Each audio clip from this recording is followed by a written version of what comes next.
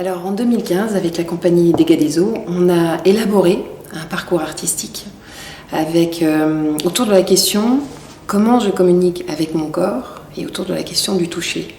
Et ce parcours s'adressait à des adolescents dans les collèges, les lycées pro.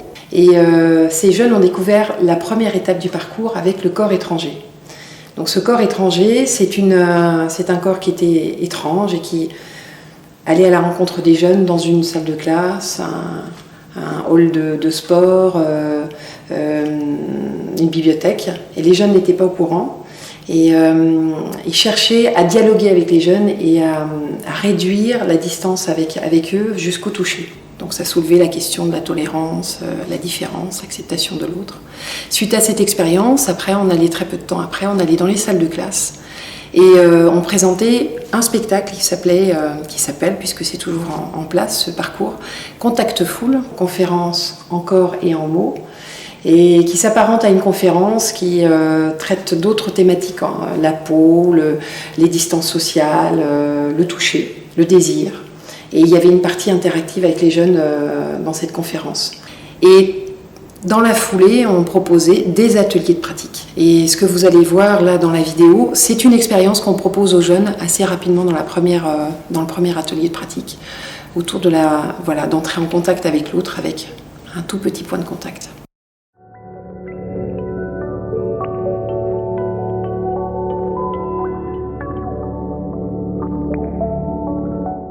Et on va essayer de communiquer à partir de ce point de contact. D'accord ? Et Guillaume, il va fermer ses yeux. Et puis moi, je vais essayer de le guider à partir de ce tout petit point de contact. D'accord ? C'est un dialogue qu'on essaye de mettre en place.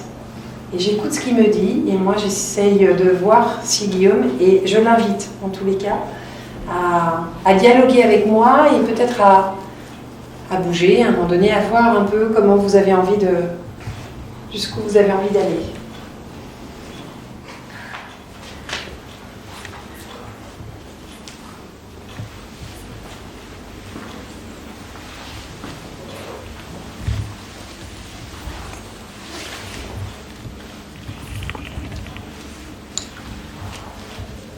Un point final à cette discussion, un espace aussi, vous arrêtez tranquillement et vous êtes d'accord de terminer cette conversation.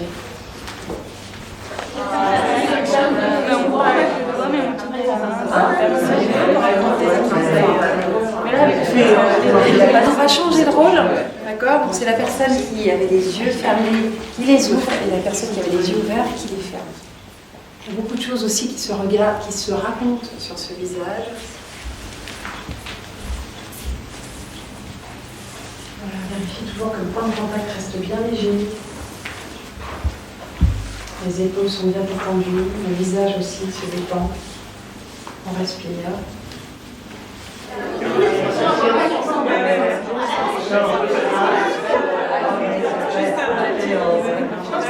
Alors on continue, si vous voulez bien. Donc là, on a fait la deuxième étape et je vais faire avec Isabelle la dernière étape. On va toujours avec nos index. D'accord. Cette fois-ci, c'est les deux personnes qui ferment les yeux. D'accord. On ferme les yeux toutes les deux et on voit ce qui se passe.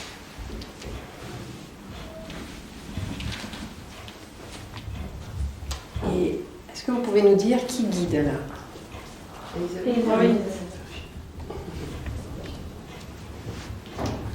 Merci beaucoup.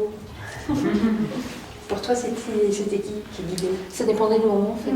C'est ça. Donc en fait, on ne sait pas. Ça alterne tout le temps. Ouais. Et à un moment donné, c'est assez magique. C'est vraiment le point de contact qui guide et qui prend l'autonomie aussi. On est focalisé sur ce point.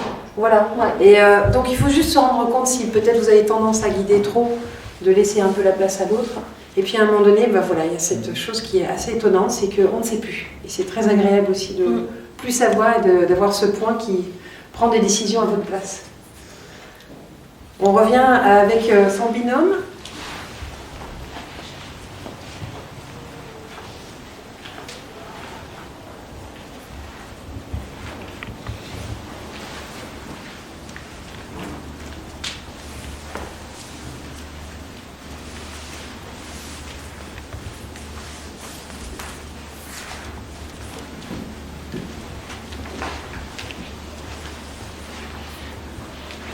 Rose-Marie disait que dans la troisième partie, justement, quand toutes les deux personnes ont les yeux fermés, et bien tout d'un coup, on a aussi les autres deviennent plus présents. Je ne sais pas si vous avez senti ça. Ça met les autres sens en éveil aussi, c'est ce que je disais, c'est-à-dire que la chaleur corporelle, on n'arrive presque à distinguer deux chaleurs ou deux corps différents, donc on dit non, celui-là c'est le mien, les odeurs aussi, et ça guide vachement dans la déambulation, et ce point il est crucial parce qu'on remet tout là-dessus, quoi. Je me dis si je le lâche, Et ça c'est très très fort. C'est-à-dire vous avez quand même la sensation, on en parlait aussi dans un autre binôme, c'est que dès que, bon là ça s'est pas trop passé, mais des fois avec les jeunes, quand ils se perdent, il y a un moment de panique. Ils sont là tous les deux. Et ça se retrouve et on sent que ce lien est très très fort. Il se construit au fur et à mesure et il devient de plus en plus dense alors qu'il est tout petit. Mais ce que tu disais aussi, les corps, c'est comme s'il y avait une concentration. Tout se concentre sur ce petit point. Ça circule, mais vraiment ça passe par ce canal. Une tête pensante. Exactement. Parce que je crois que justement, on réfléchit plus comme d'habitude. Enfin, notre déplacement, il est vraiment. J'ai l'impression que toute ma concentration était. On est porté par l'énergie. Et peut-être une chose qui frappe aussi les jeunes, c'est la confiance. Pour eux, c'est énorme tout d'un coup de se dire je me remets complètement à l'autre personne, alors que je la connais, parce que là, vous ne connaissez pas trop. Mais dans une classe, ils se connaissent. Et donc, tout d'un coup, on essaie justement de faire en sorte, quand on constitue les lignes, vous voyez, dans ce travail des figures géométriques, il y a l'aléatoire qui joue beaucoup. Donc, ils n'ont pas le temps de se choisir, ils ne voient pas arriver la chose. Tout d'un coup, ils sont face à face. Ils sont face à une personne, ils n'ont pas choisi de travailler avec cette personne. C'est un peu, voilà, on leur dit... C'est une expérience qu'il faut faire ensemble. Vous ne choisissez pas votre partenaire et après on en parle. Donc ils jouent le jeu. Mais beaucoup disent que voilà, cette personne, j'ai jamais discuté avec elle. J'ai pas de rapport avec elle. C'est pas un ami. Alors qu'ils vivent toute la journée ensemble. Ils partagent des heures et des heures ensemble, mais ils ne se connaissent pas. Et ce travail-là, tout d'un coup, c'est bluffant pour eux. De se dire, je peux me remettre, je peux faire confiance à cette personne, alors que je ne lui adresse jamais la parole, je n'ai jamais de relation avec elle, et tout d'un coup, c'est possible. Alors, le partenaire, il se met debout, il s'ancre bien dans le sol, d'accord ? Et puis moi, je vais faire ce point de contact, il se déplace, il se trouve plus au bout de notre doigt. On va simplement, tu ne bouges pas, et moi, je vais appréhender le corps de mon partenaire comme un paysage. D'accord ? Et ce point de contact, je vais le faire rouler sur ce paysage corps. D'accord ? Et mon partenaire, pour l'instant, il écoute ce qui se passe. Vous pouvez être léger dans ce contact ou alors appuyer un petit peu, donner un peu plus de poids.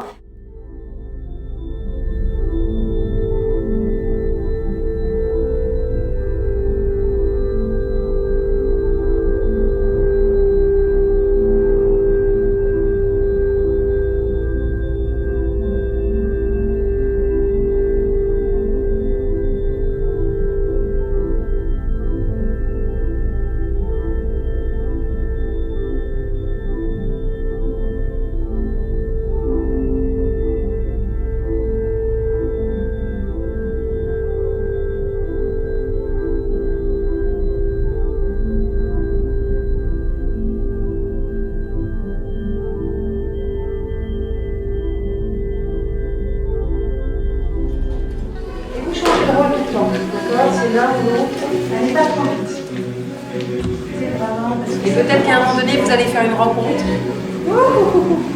Il y a un quatuor qui se forme, on ne sait plus. On peut changer les duos, les trios, les quatuors. Et si à un moment donné, tranquillement, on peut se rassembler, former une ligne.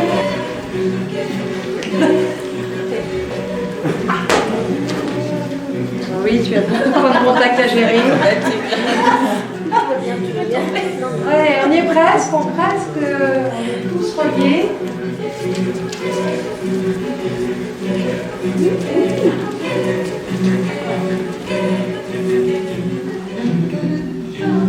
Et nous, on reste mouvant. On n'est pas figé. On sait qu'il y a deux explorateurs. Et on va terminer une fois que Jean-Louis sera au bout.